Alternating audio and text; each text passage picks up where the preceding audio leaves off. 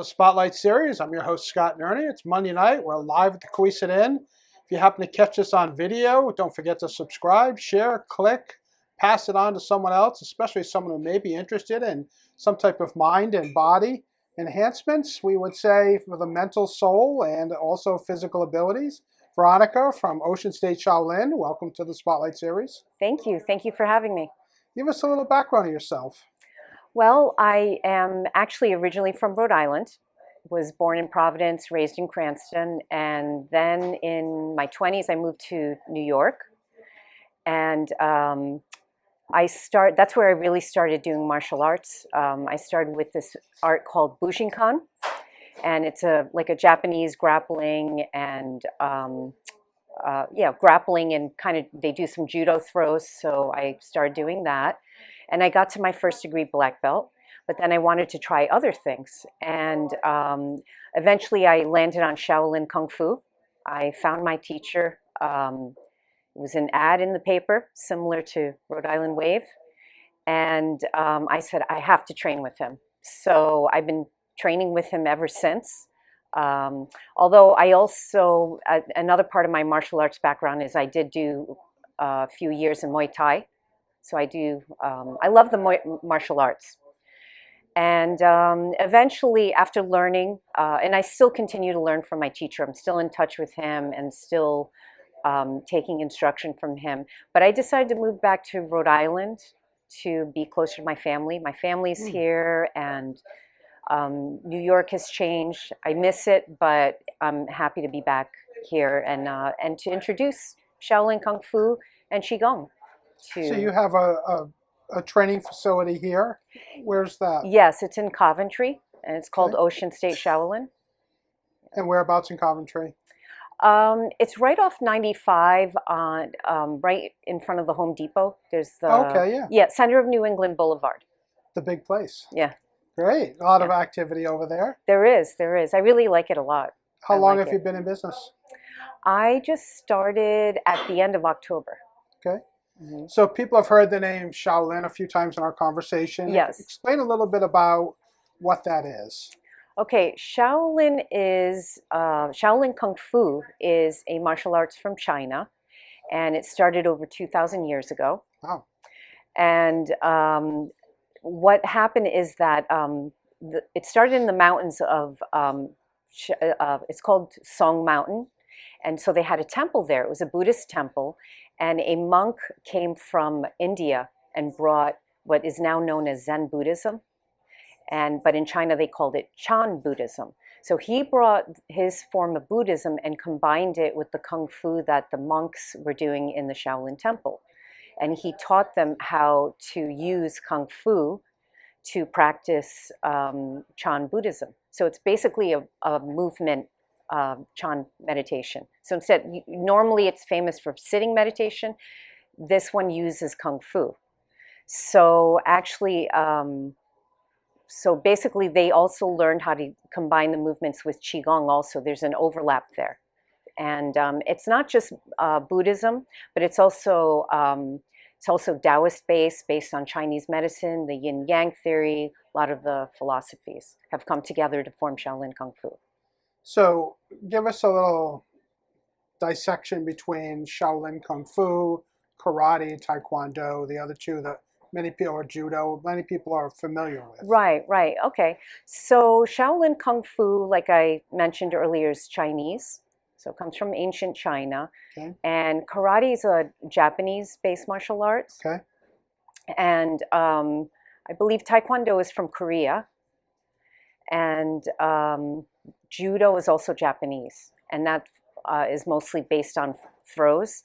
Now, Shaolin Kung Fu, the way we practice it, it's mostly individual. We do pre-choreographed sets called forms, and that's how it's passed on from generation to generation.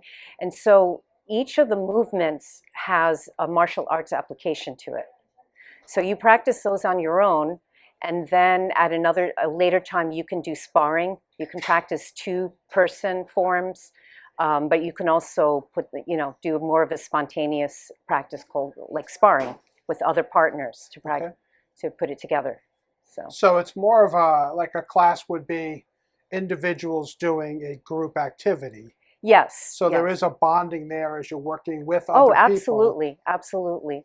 And there are two partner drills. We also have like a lot of stretching. It's very Okay. important, flexibility, and there's a lot of partner stretches that you do. So you're always helping each other. And some of the calisthenics, like we'll do like piggyback run. So that's a lot of, there's a lot of partner work, and there's a lot of camaraderie because it is a lot of hard work. And there's a lot of sweating and grunting, and you're burning a lot of calories, and people definitely bond over that. And speak to a little bit about, you mentioned a little bit, as it comes from the Buddhism side, Hmm. speak to a little bit about the mental benefits that you see. Well, you can think of Kung Fu as meditation in motion. And a lot of things that a lot of people misconstrue meditation as you're supposed to just empty your mind. But really, at least with Chan Buddhism, you're supposed to strengthen the mind. So you strengthen your focus. So you use when you are practicing these movements over and over again, there is some memorizing. There's also trying to understand what the movements mean, a deeper understanding, and how to execute them properly. When is it supposed to be fast? When is it supposed to be a stretch? When are you supposed to use power, softness? So there's also the yin yang, and all of that put together is like a meditation. So I would say that's how it's a little different than just sitting Chan meditation. That Eh, which must people be think. a real big benefit for someone practicing alone, that they're in the zone and they're anticipating and Absolutely. seeing themselves doing this and seeing Yes, the that right reward. there is meditation. When you can even practice doing the forms in your mind, right? You're on the way to work, you can, pay attention, but you could also be to the road and all that, but Hmm. you can also be practicing the movements in your head. And that's a meditation. And it helps you, the important thing I want to stress is that it helps you to focus on what you're doing as opposed to zoning out.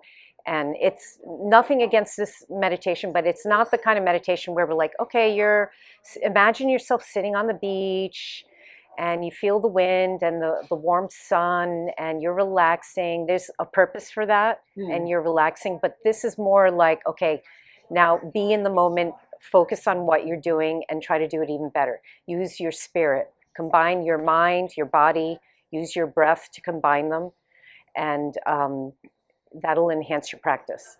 So. And talk a little bit about the age groups that work with you. Are we talking just adults or seniors or children or, Oh, yeah, yeah. I have classes for every age group. So the children's classes, I would say they can start around 5 or 6. Um, because before that, I would teach it differently. At 6 years old, I can actually start teaching them Kung Fu. So to me, it's important to just start teaching them the real thing right away. Um, Also, we have the older kids, you know, I would say up until 17, the teenagers, and then you have the adult classes. So the adults can be anywhere from 18 to the sky's the limit, up to them. Now, if the kung fu is a little too intense for a person, then I would recommend qigong. So I have 2 qigong classes, and the qigong classes there's a restorative qigong, which is a very slow and gentle, good for elderly people, people who have low mobility and have recovering from illness or things like that. I also have what's called a dynamic qigong class, and dynamic qigong is more of a moderate pace, and that really is the ideal way to practice qigong because you get a bit of a warm up that's included. There's a little bit of cardio, not a lot, but you want to get that going before you start doing the qigong exercises, the breathing, and so that helps your energy to flow through your body better. Okay. And in Yeah. the Shaolin Kung Fu, are there belts, No, as one would normally expect from like karate? we don't have a belt system. Okay. I find that I've done the belt system, and I do think about it from time to time. I'm not totally closed off to it, but then I find people tend to focus on the belts too much, and what I want people to do is to actually see their own improvements. Like, oh, I can do a split now. I wasn't flexible when I started this. I lost 50 pounds. I'm stronger now. I know these forms and I'm moving on to more advanced forms. Now I've been asked to perform because we also do performances. I've been asked to perform. So these are the different kinds of improvements that I want people to look in themselves and not so much come from me. Obviously, in class every day, I'm giving correction and feedback. So Great. I want people to see in themselves where they need to improve. It must be Yeah. exciting for someone that's moving up through the proficiencies to mirror someone where they can actually, a couple of times they couldn't quite get it, and then the Yes, next time they're following along. It must be really exciting. it is. It is. It's very inspiring for me, but I think it's also very exciting for them. It is very gratifying to see people get stronger, to get more focused. That's another thing. A lot of people come in and they're not very focused. They forget and that was actually my problem. My memory, I had a problem with my memory for a while, and doing this practice really helped me to improve that and to stay more focused. And it's really gratifying to see that in people. Nice. And for them to tell me like, oh, wow, I couldn't, do this before, or I aced my test that I was so worried about, but I learned to calm myself down, Great. through this practice. So. And do you have new membership specials I do. from time to time? Yes, I do. I have one that's, there's a 1 month of classes, and it's $99 and includes a t-shirt. So my idea is I do require the t-shirt. That's part of the uniform. That's the uniform. And so I figure the special just gives them everything they need to start with. Nice. And I also have a 3 month of classes special. And so in addition to 3 months of classes, they get a t-shirt and the shoes, because I require shoes for the class also. Okay. And you mentioned earlier the Qigong. I think we have a video we're going to take a quick look at. Yes. To see you in action. Okay. We'll play that.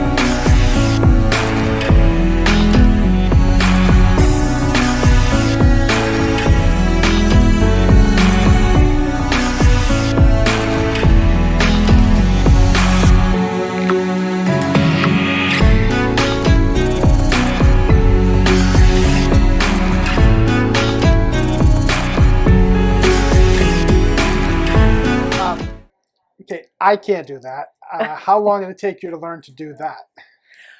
Well, there's a kind of a funny story behind that. I had Sure. no intentions of ever performing that.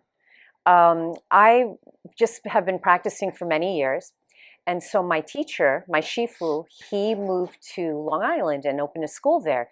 And he said, okay, I am doing an outdoor festival and I need you to perform this. I'm like, what? Me? I'm like, no, I didn't practice for that, because I always thought it was conditioning. He's like, no, your chi's good. Your chi's good. You can handle it just fine. I'm like, but you never practiced on me. And he's like, you don't need to. So anyways, on that day, I did practice once a few days before. I only had a few days with a friend of mine. And so he bought a 2x2 and broke it on me. I'm like, oh, okay, this isn't horrible. And basically what that shows is that basically anybody can do it with the breathing that we do. Your chi is in your body. That's your body's energy, right? What makes you alive. And what we have is called the dantian in the abdomen. And that's the main energy center. So when you learn to sync your chi, that's what we say, sync your chi, and your dantian is full, your abdomen is full of qi, then it goes anywhere in your body where it's needed, right? To protect you, to heal, and to provide resistance to injuries. So, and the first place where you develop that is in the abdomen. So that's why that I was able to do that, that performance, that demonstration. Because I was, my shifu said, "Oh, you significantly, you have plenty of qi in your dantian.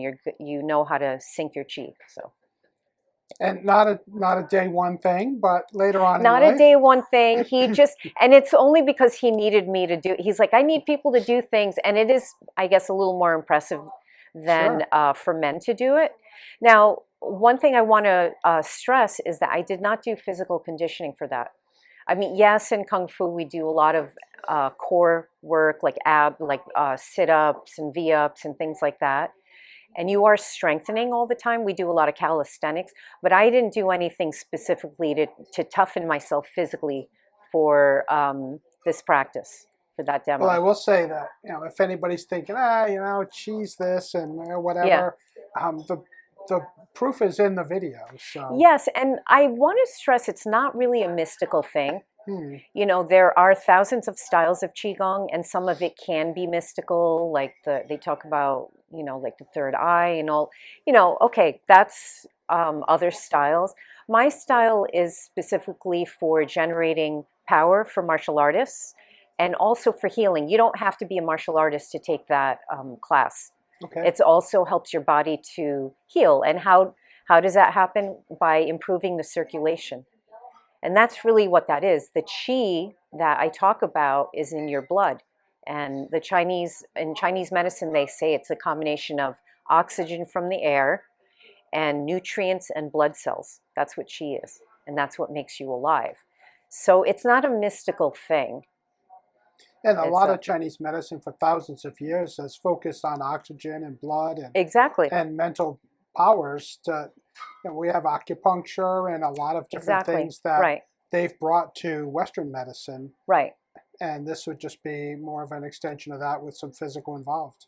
Yes, yes. Yeah, and a deeper understanding of the body, how the body works. So it seems like you really, really enjoy those classes. Those classes are for many ages. Yes, the Qigong is really just for adults. Okay. I have a couple of teenagers doing it right now, and they seem to enjoy it. It might be a little slow for them, maybe, but it really depends on the teenager. But they're liking it, and but I would say it's mostly for adults. The Kung Fu is for any age.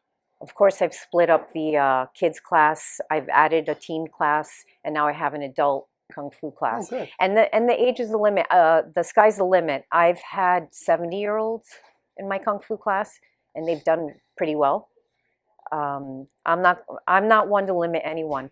And if somebody says, "Hey, I want to be able to, get my split," I'm going to help you work on it. We're going to work on that split. So, and typically, when you say come for a month and give it your best shot and see what it's like, how often would people go and how long are the classes? Well, I would say any less than once a week is definitely, I would say it's not really worth it. Okay. Especially for Kung Fu. But I would at least recommend 2 days a week and 3 if they can do it. Okay. Yeah. And like an hour, a half hour? Or? Well, Qigong is an hour and Kung Fu is an hour. And so the way I do it is that if somebody signs up for Kung Fu, the Qigong is open to them. So it's just included in the monthly rate. So they're welcome to do it. And I do recommend it. There is some overlap. There are movements that I'm going to teach in Qigong that I'm not going to be able to focus on in Kung Fu, but that help you to get mastery over those movements. So I recommend that they do both. Now, there are people who say, no, I'm not doing kangaroo hops and jumping. I'm not interested in that. But the Qigong looks good. And that's totally fine. They can just do the dynamic Qigong. It's a really good standalone exercise, I would say. Like somebody's new to fitness, just wants to start getting into fitness again. It's good for that. People who are recovering, like I said. Yeah. And can people come to your facility? Obviously call you ahead of time. Could they come and just order the class, just watch to see what it is? Sure. So I think some people get a little nervous about what they might be getting into. They do. And I understand that. They're welcome to come in and watch. I do prefer that they call me. Sure, absolutely. Yeah. And but I also I recommend that they just show up. In addition to the specials, I allow people to try one class for free. And then they can sign up for the special if they think that it's going to work for them. Great. So there's no risk, no financial risk in trying a class. That really is the best way, I think, to figure out if that's something you want to do or not. Yeah. No, I love that idea. Yeah. So how can people get more information? Well, my website is oceanstateshaolin.com. Okay. My phone number is 401-702-4243. Okay. They can also email me at oceanstateshaolin@gmail.com, and I have a Facebook page that I changed it to oceanstateshaolin.com, but it might be under Nurturing Human Spirit. Okay. There's some Facebook discussion page. on there and some pictures. Sometimes, I'll share things, or I'll share videos of my teacher, my Shifu. I like to share a lot of things of what he's teaching. And which, by the way, eventually when I have enough students, because as I mentioned, I just started, but I would like to have my teacher come regularly and see people, teach the students. So I think he's a real treasure from China. Yeah. And I'm so grateful for having been introduced to this, and I want to spread it to everyone. Anybody who's wants to try it is welcome. Great. Well, I wish you a lot of luck. We're big fans. Center in New England, Ocean State Shaolin. Come down, see you, give you a call. Happy to have them order the class. Take a class for free. See what it's about. Bring the whole family, right? Sounds great. Awesome. Thank you very much. Thank you so much for interviewing me.